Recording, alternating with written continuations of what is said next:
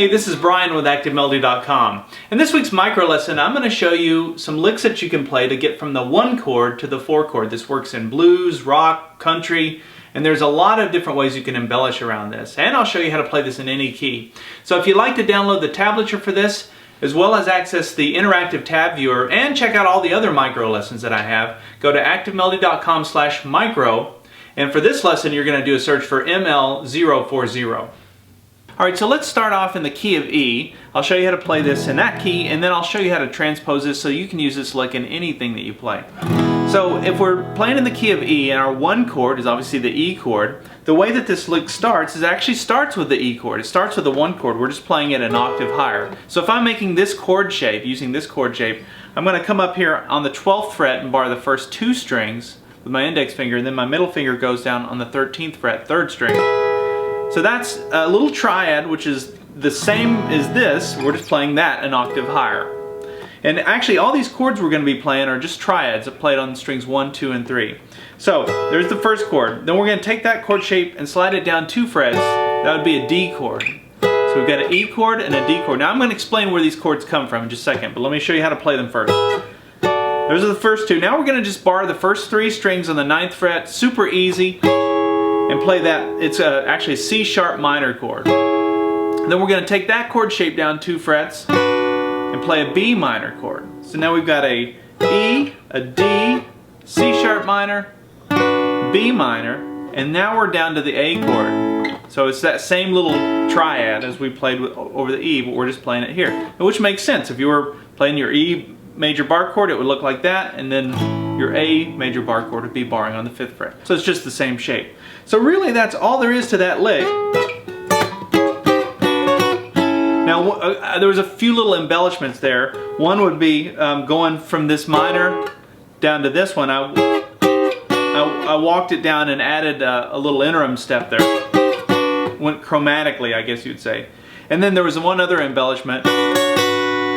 Once I came to this B minor, I added the 9th fret 1st string and came down. But all I did was I took that basic premise of those chords and I just kind of noodled around with them. Another variation that you hear all the time, especially in country,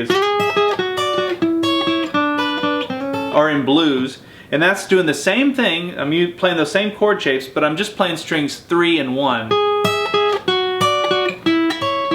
So those would be harmonized 6.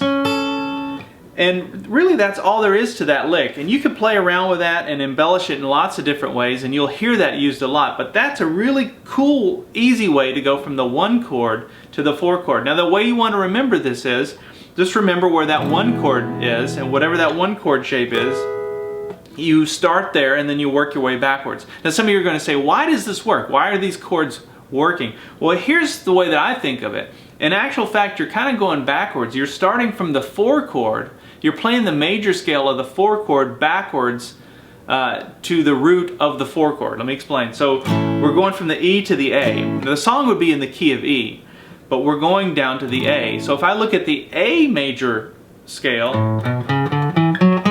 and I play a chord to each of those notes, those chords would look like this. You'd have your A, you'd have your minor 2nd. Remember the 2nd is always minor, the 3rd is always minor. You'd have your major 4 and your major 5. And those are the chords that I use to walk down to the 4 chord.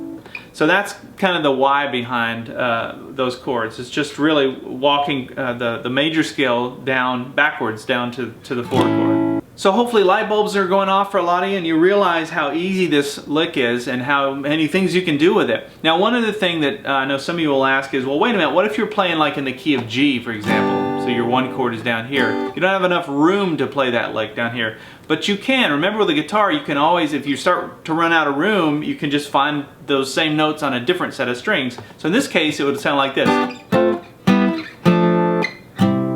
So all I did was I played the first 2 chord shapes the same way we did up here, but then I came down to strings 2, 3, and 4. And what I'm playing there is these 3 fingers. I think of them as playing the D7 chord shape. If you know how to make a D7 in 1st position, you're playing that shape here, so that your pinky and your ring finger are both on the 5th fret, strings 2 and 4, and then you've got your middle finger on the 4th fret, 3rd string. And then you can take that and slide that down 2 frets, and then you resolve on your 4 chord. In this case, your 4 chord would look like this. I'm using the A chord shape. So that would be a C chord. And that's the other way you can do this. So that you really have options. You can do this anywhere on the neck now that you know the 2 different ways to do it. Start playing around with it. Look at how you can use that in a turnaround, how you can use that to start a song. And instead of going backwards, try going the other way. And just, you can start to come up with some really cool stuff by playing around with that.